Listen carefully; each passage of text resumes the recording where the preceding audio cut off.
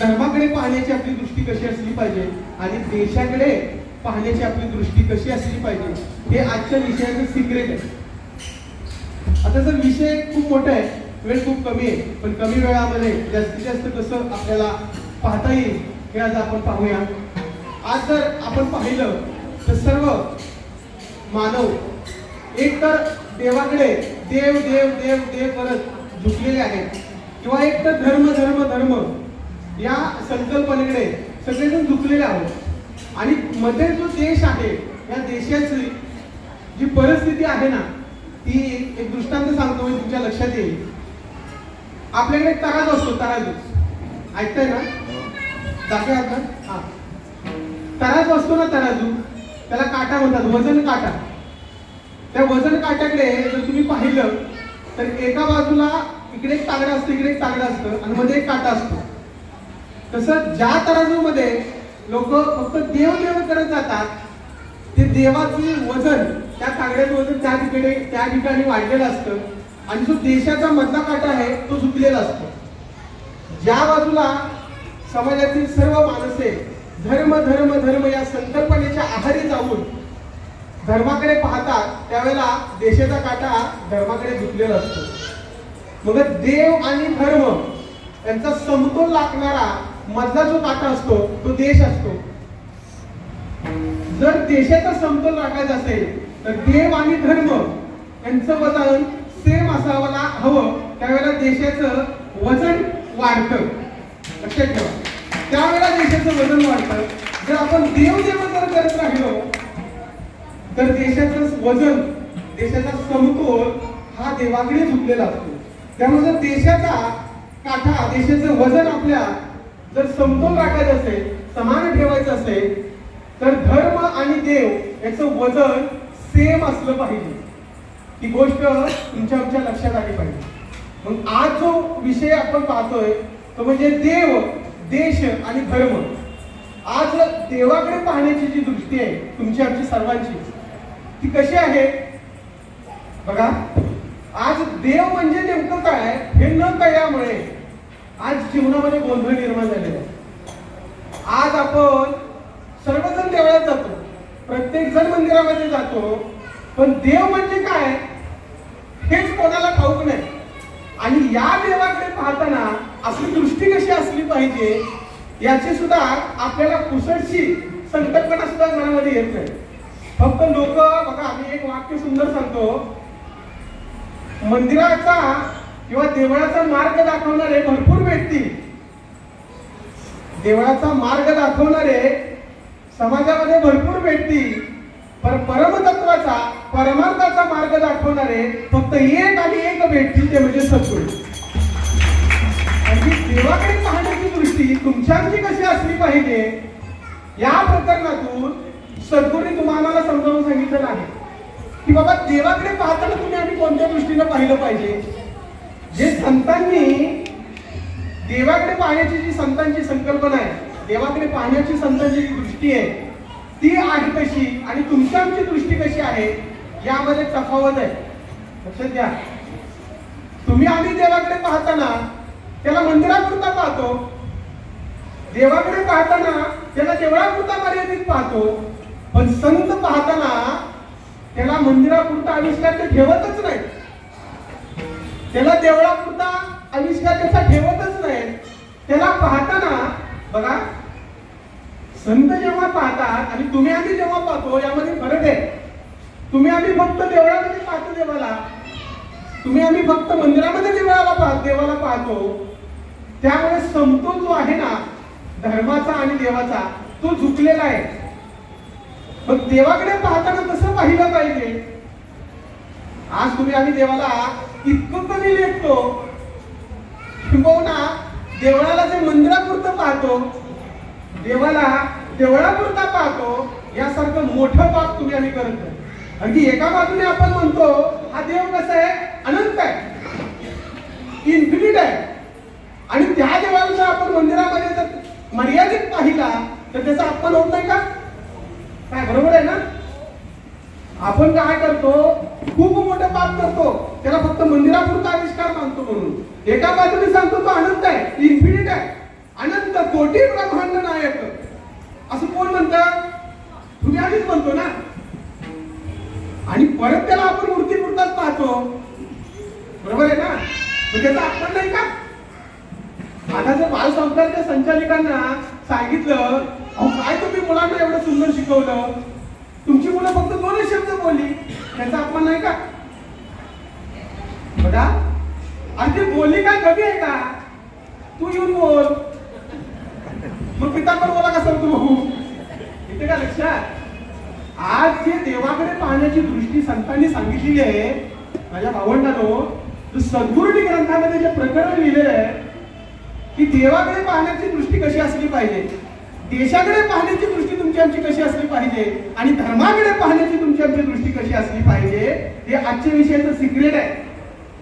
म्हणून संतांनी देवाला पुरता मानलाच नाही. अहो माऊली ज्ञानोबारायांचा परमार्थ अलौकिक परमार्थ आहे. माऊली ज्ञानोबारायांनी त्याला कसा पाहिला? तुझ सगुण म्हणू की निर्गुण रे, तुझ सगुण म्हणू की निर्गुण रे, तुझ सगुण म्हणू की निर्गुण रे, तुझ सगुण म्हणू की निर्गुण रे, निर्गुण रे, तुझ सगुण म्हणू की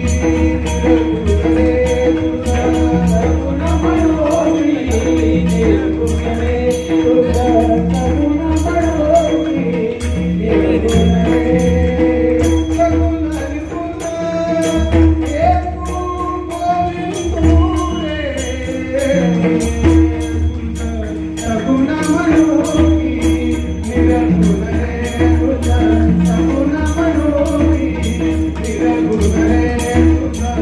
रे.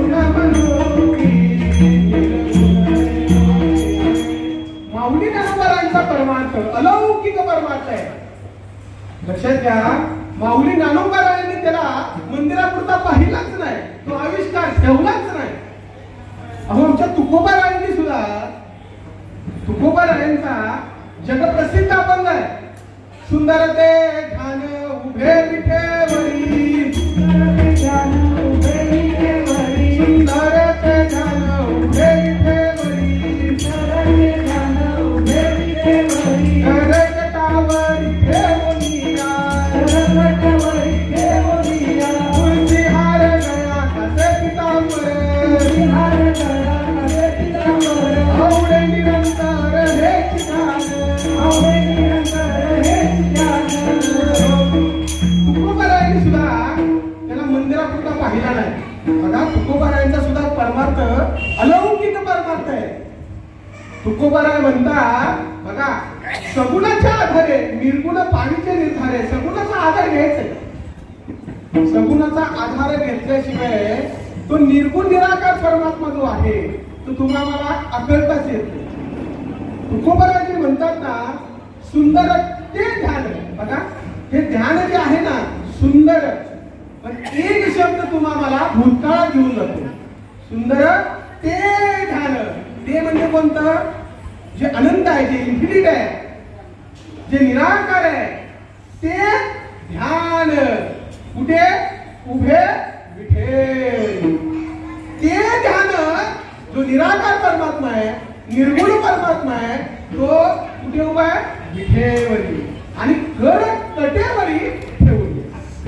त्याच्या लक्षात, तो निर्गुण निराकार परमात्मा आज सगुण साकार रूपामध्ये जो मंदिरात उभा केलेला आहे, जो देवळामध्ये आहे, त्याच्याकडे पाहत पाहत तो निर्गुण निराकार परमात्मा आपल्याला समजावून घ्यायचंय. म्हणून मंदिरात जाऊन आपल्याला त्याची पूजा अर्चा करायची. बघा, तुम्हाला जोपर्यंत खऱ्या सद्गुरूंचं मार्गदर्शन मिळत नाही, जोपर्यंत खऱ्या संतांनी दाखवलेली वाट तुमच्या आमच्या लक्षात येत नाही, तोपर्यंत मंदिरात जाऊन त्याची पूजा अर्चा केलीच पाहिजे. कारण की जोपर्यंत आपण त्याला पाहत नाही सगुण रूपामध्ये, तोपर्यंत तो निर्गुण कळत नाही. तिथं का लक्षात? ऐकताय ना? हा मुलांनो, गुरुजींनी बघा एक दृष्टांत देतो. हा देव कळण्यासाठी, आपल्याला समजण्यासाठी एक दृष्टांत आहे. गुरुजींनी शाळेच्या फळ्यावरती शून्य काढला. काय काढला? शून्य काढला. आणि मुलांना विचारलं, मुलांनो हे काय आहे? मुलं म्हणाली शून्य आहे गुरुजी. बघा, शाळेतल्या गुरुजींनी मुलाला कळावं म्हणून फळ्यावरती शून्य काढला आणि मुलांना विचारलं, मुलांनो हे काय आहे? मुलं म्हणाली गुरुजी शून्य आहे. आता गुरुजींनी काय केलं, ते शून्य पुसून काढला लष्करी. आणि आता मुलांना विचारलं, मुलांनो आता काय आहे? मुलं म्हणाली काहीच नाही. काहीच नाही. परत गुरुजींनी शून्य काढला आणि आता मुलांना विचारलं, मुलांनो आता काय आहे? मुलं म्हणाली शून्य आहे गुरुजी. शून्य? जर शून्य आहे तर 10 वजा 10 किती राहिले? काहीच नाही. 10 वजा 10 किती राहतात? काहीच नाही. म्हणजे आता काहीच नाही राहत, मग शून्य नको का मांडायला? मांडायला पाहिजे ना. जर शून्य मांडलाच नाही तर गणित सुटेल का? नाही सुटणार. मग गणित सुटण्यासाठी जो शून्य गुरुजींनी मांडला, तसा संतांनी तो निराकार परमात्मा तुम्हाला कळण्यासाठी जो शून्याकार आहे तो सगुण रूपामध्ये मंदिरामध्ये उभा केला, देवळामध्ये उभा केला आणि सांगितलं सगुणाच्या आधारे निर्गुण पाहिजे दिसावे. ते का लक्षात कळलं की नाही कळलं? अजून एक गोष्ट कसा उभा केलाय बघा. गुरुजींनी फळ्यावरती म काढला आणि मच्या बाजूला एक मक्याचं गणित उभं केलं. कशाचं गणित उभं केलं मुलांना? आता गुरुजींनी मुलांना सांगितलं म मका म. बघा, मक्याकडे बघायचं आणि मला लक्षात ठेवायचं. काय सांगितलं गुरुजींनी? त्या मक्याकडे बघायचं म्हणजे मक्याच्या कणसाकडे बघायचं आणि मग हे अक्षर लक्षात ठेवायचं. असं गुरुजींनी मुलांना सांगितलं. आता गुरुजींनी फळ्यावरती सर्व पुसलं आणि फळ्यावरती न काढला. आता मुलांना विचारलं, मुलांनो फळ्यावरती काय आहे? मुलं म्हणाली काय माहित. मग परत गुरुजींनी काय केलं, ते मक्याचं कणीस उभं केलं आणि आता विचारलं मुलांना, मुलांनो आता काय आहे? मुलं म्हणाली गुरुजी मका. तसं माझ्या भावटानो तुम्हाला तो निराकार परमात्मा करावा म्हणून तो असा मंदिरात उभा करावा लागतो आणि सांगावं लागतं ग ग गणपती. तेव्हा आमची टूप पेटते. ते का लक्षात? हा देव करण्यासाठी त्याच्याकडे पाहण्याची जी दृष्टी आहे ती सद्गुरू वामनराव पै यांनी दृष्टी या ग्रंथामध्ये दिली आहे. त्यामुळे मंदिरापुरता त्याला मर्यादित पाहू नका. आज तो इतका व्यापक आहे, तो अनंत आहे. माऊली ज्ञानोबारायांनी त्याचं वर्णन केलेलं आहे. अनंत रूपे अनंत वेशे देखील लाव्या त्यासी बाप रखुमा देवरू खून मांडली असी. देखिला माये देवांचा देव आणि फिटला निसंज हो निमाले तुझे. तू कसं आहे? बीजेची झाले करू भंडाराचे अलंकारू कैसा मज एकाचा विस्तारू. ते हे जग जे आहे ना ते शून्याकार आहे. पृथ्वी कशी आहे? चौकोन नाही ना. आईशा याच्यासाठी काय आवडेल? पृथ्वी शून्याकार आहे. लक्षात घ्या. माऊली ज्ञानोबारायांनी त्याला पाहताना अनंत रूपामध्ये पाहिलं आणि कसं सांगितलं का बीजेची झाले करू. अर्जुना बीज वृक्ष झालेले आहे. आज बी स्वतःला काढून घेतं. वृक्ष झाल्यानंतर बी दिसतं का? दिसत नाही दिसत. म्हणजे बीज वृक्ष धारण करतो. भांगाराचे अलंकार सोन्यानंच अलंकाराचे रूप धारण केलेलं आहे.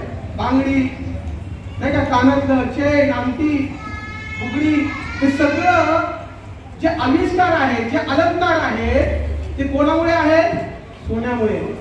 सोनं वजा केलं अलंकार शिल्लक राहील का? नाही बघा, एकाच सोन्यानं एकच सोने नाना लेने एकच सोने नानाले एकच सोने नानाले एकच सोने नानाले एकच सोने नानाले एकच सोने नानाले एकच सोने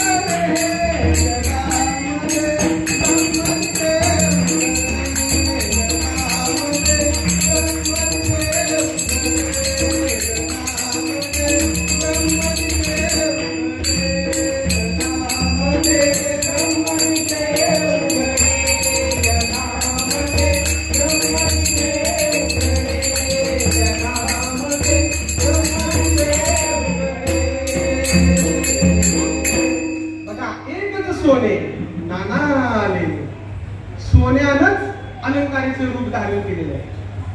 एकच माती नाना भांडी. मातीच वजा केली तर भांडी राहतील का? एकच धागा नाना परी कपडे. जर सूत वजा केलं कपडे शिल्लक राहत. तसं तो निर्गुण निराकार परमात्मा तुमच्या आमच्या हृदयामध्ये आज वास करू नये. प्रत्येकाच्या ठिकाणी सद्गुरु माई आज विराजमान आहे. पण पाहताना त्या दृष्टीने पाहिलं पाहिजे. आणि याच्यामध्ये देव आहे, याच्यामध्ये सद्गुरु आहे, याच्यामध्ये माई आहे, त्याच्यामध्ये दादा आहे. ही दृष्टी केव्हा येईल? ज्यावेळेला आपण ग्रंथांचं वाचन करतो, त्यावेळेला सद्गुरु आपल्याला जो मार्ग दाखवतात त्या मार्गानुसार मार्गक्रमण करू. त्यावेळेला त्याला आपण मंदिरापुरता मर्यादित ठेवणार नाही. प्रत्येकाच्या ठिकाणी सर्वात घटी राम देहादेही एक. सर्वत्र पाहण्याची ही दृष्टी बघा. देवाला सर्वत्र पाहण्याची दृष्टी संतांनी आपल्याला शिकवली आहे. म्हणून आजच्या ज्या प्रकरण आहेत देव देश आणि धर्म, देवाकडे पाहण्याची दृष्टी कशी असली पाहिजे? सर्वत्र तो भगवंत भरून आणि वाढून आहे. बघा तो परमात्मा सर्व चराचरामध्ये आहे व्यापून. त्याला पाहताना ज्या दृष्टीने पाहिलं पाहिजे. पण आपण काय करतो? तुम्ही आम्ही सगळे तो असा ती तशी तिनं बोललीच नाही एवढं शिकून. हे कोण पाहतं? सद्गुरू सांगितलंय. सद्गुरूचा एक थोडा अमृत विचार आहे. जे लोक बघा सद्गुरू असं म्हणतात दूध आणि पाणी ऐकलं सद्गुरूचा अमृत विचार. राजहंस काय करतो? त्या दुधामधलं सॉरी पाण्यामध्ये जे दूध मिक्स असतं तर राजहंस काय करतो? दूध प्राशन करतो आणि पाणी शिल्लक ठेवतो. तसं सद्गुरू म्हणतात तुम्ही आम्ही जर दोष पाहत असू तर डोमकावळे, आणि जर गुण पाहत असू तर राजहंस. मग आपण आज जे मुलांनी एवढं सुंदर परफॉर्मन्स केला, एवढं सुंदर त्यांनी या ठिकाणी येऊन प्रत्येकाने अमृत विचार बोलले. प्रत्येकाच्या मुखामध्ये सरस्वती आज विराजमान होती. आणि या सर्वांचं आपण काय केलं पाहिजे? कौतुक केलं पाहिजे. कसं? एकदम जोरदार काय केलं? हात वरती करू. जोरदार जोरदार.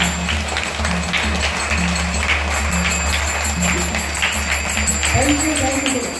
हात वरती करायला काय लावले? कारण की देशाचा समतोल लागणारी ही मुलं आहेत. लक्षात घ्या. आज जो आपण देव देव देव करून मुलाला सांगतो ह्या देवाला जा, त्या देवाला जा, त्या देवाला जा, ह्या देवाला जा, वाईट नाही, मंदिरात जावं, देवळात जावं, तो संस्कार आहे. आणि तो गेल्याशिवाय आपल्याला निराकार कळणार नाही. सगुणाचा आधार घेतल्याशिवाय निराकार कळतच नाही. म्हणून सगुणाच्या आधारे निर्गुण पाहिजे निर्धारे. जर देशाचा समतोल राखायचा असेल तर नुसतं देवदेव करून चालणार नाही. नुसतं धर्म धर्म धर्म धर्म धर्म करून सुद्धा चालत नाही. आज लोकांना काय वाटतं, धर्म म्हणजे काय, काट्या कुऱ्हाडी कोयते तलवारी म्हणजे धर्म काय, रक्तपात. आज धर्माच्या नावाखाली जे युद्ध, लढाया, मारामाऱ्या, संकट जी येतात तुमच्या आमच्या वाटेला, त्याला कारण काय, धर्माची संकल्पना चुकली. या महात्म्यानं आपला देहचंदनासारखा झिजवत अविरतपणे अव्याहतपणे धर्माकडे पाहताना कसं पाहिलं पाहिजे. अवघ्या सद्गुरू वामनराव पैंचा परमार्थ म्हणजे अलौकिक परमार्थ आहे, अद्वैत परमार्थ आहे. त्यांनी धर्माकडे पाहताना त्या कोणत्या दृष्टीनं पाहिलं पाहिजे सांगितलं. धर्माचीच व्याख्या सांगून टाकली हो सद्गुरूंनी. सद्गुरूंनी बघा धर्माची व्याख्या सांगत असताना सद्गुरू म्हणतात, ज्याने बघा समाजाची सुरेख धारणा होते. शब्दाला शब्द टिपून घ्या सद्गुरूंचा. धर्म धर्म म्हणजे काय सद्गुरू सांगतायत की ज्याने समाजाची सुरेख धारणा होते त्याला धर्म असे म्हणतात. हा धर्म तुम्हाला आम्हाला सद्गुरूंनी शिकवलाय. आज जे धर्म प्रचलित आहेत, हिंदू, मुस्लिम, शीख, ईसाई, ख्रिश्चन वगैरे वगैरे, सद्गुरू म्हणतात हे संप्रदाय. हे काय आहे, संप्रदाय असं त्यांना संबोधावं, त्यांना संप्रदाय म्हणावं. पण आज आम्ही म्हणतो हिंदू धर्म श्रेष्ठ, शीख धर्म श्रेष्ठ, मुस्लिम धर्म श्रेष्ठ. हे धर्म नाही, हे संप्रदाय. तुम्ही जर त्यांना धर्म म्हटलं तर त्याचा काटा एवढा खाली बाकी आहे वजन, त्यामुळे देशाचा समतोल राहणार नाही. देश झुकला जाईल. आणि जर देश झुकला तर काय होईल, तुमची आमची अवस्था केविलवाणी होईल. लक्षात घ्या. म्हणून धर्म समजण्यासाठी, देव समजण्यासाठी संतांनी सद्गुरूंनी आपल्याला ज्ञान दिलं. ते ज्ञान तुम्ही आम्ही जोपर्यंत आत्मसात करत नाही, ते ज्ञान तुम्ही आम्ही जोपर्यंत आपल्या दैनंदिन जीवनामध्ये वापरत नाही, तोपर्यंत देशाचा समतोल राहणं शक्य नाही. म्हणून देशाचा समतोल राखण्यासाठी ही जी मुलं आहेत त्या मुलांना जीवननीतीचं पालन करून जीवननीतीचे विचार, जीवननीतीचे संस्कार तुम्ही आम्हाला द्यायला हवे. आणि हे जर आतापासून दिले तर देशाचा समतोल त्यांच्या हातात आहे राखण्यासाठी. त्यामुळे ह्या मुलांना उपवास, तपास, व्रत, वैकल्य, यज्ञ, पूजा, अर्चा या गोष्टीच्या मागे लावू नका. त्यांचं जीवन घडवायचंय, त्यांचं जीवन यशस्वी जर करायचं असेल तर त्यांना विचारांचं महत्व, संगतीचं महत्व लक्षात घ्या. ह्या सगळ्या गोष्टी तुम्हाला आम्हाला शिकवाव्या लागतील. तुम्हाला आम्हाला सांगावं लागेल तूच तुझ्या जीवनाचा शिल्पकार आहे, बाकी कोणी नाही. आई वडील तुम्हाला शाळा कॉलेजमध्ये पाठवतील, बाल संस्कारच्या संचालिका तुम्हाला आमच्यावरती चांगले संस्कार करतील. पण जे काही जीवन घडवायचंय ते तुम्हाला घडवायचंय. आणि तुम्ही आम्ही खऱ्या अर्थानं देशाचा समतोल राखू शकतो. त्यामुळे धर्म ही संकल्पना चुकली आहे. त्यामुळे रक्तपात होत आहेत, युद्ध होत आहेत, लढाया होत आहेत, हाणामाऱ्या होत आहेत. त्याला कारण आहे आपण धर्माकडे झुकलेलो आहोत. धर्म धर्म धर्म कशाची खातात हे तुम्हाला सुद्धा कळत नाही. म्हणून धर्माचा परस्पर संबंध परमेश्वराशी येतो. परमेश्वराच्या संदर्भात निसर्गाचे नियम येतात, दिव्य जाणीव येते, दिव्य चैतन्य शक्ती येते, दिव्य आनंद येतो, दिव्य प्रतिभा ज्ञान हे परमेश्वराच्या संदर्भात येतं. दुसऱ्या बाजूनी परमेश्वराच्या संदर्भामध्ये विश्व, देश, राष्ट्र, समाज आणि भूत मात्र या सर्व गोष्टी परमेश्वराच्या संदर्भात येतात. जर एकदा तुम्हाला परमेश्वर समजला तर माणसाच्या जीवनामध्ये सुख, शांती, समाधान, आनंद हे सगळं येतं.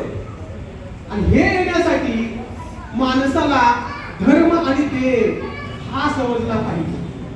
आणि हे समजून सांगण्यासाठी सद्गुरूंनी हे प्रकरण जे आहे देव, देश आणि धर्म हे प्रकरण सद्गुरूंनी दृष्टी या ग्रंथामध्ये सांगून ठेवलेले.